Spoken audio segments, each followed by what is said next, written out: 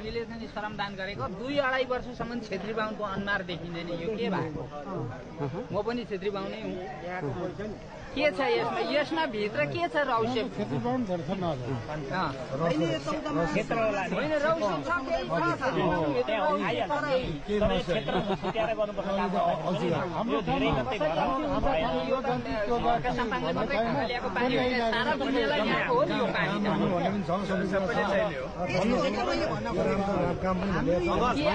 आफ्ना आँगनमा मात्रै आउँदाखेरि जाने, अर्कामा नजाने हो र?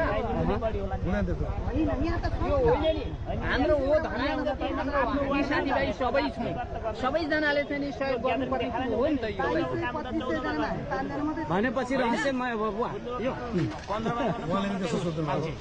मैले सोचेको होइन, सबै साथीभाइको सोचाइ नै त्यही हो। मैले सोचेको होइन, यो सोचाइ नै त्यस्तो छ। किन हाम्रो छोटो बुद्धि हो कि हामी मात्रै गरेर खाउँ भन्ने हो कि अर्काले नगरोस् हामी मात्रै गरेर खाउँ भन्ने हो कि यो के हो? यो चाहिँ 2.5 वर्ष भयो।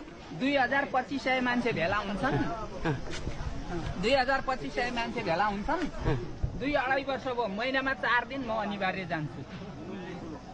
महिनामा 4 दिन अनिवार्य जान्छु म।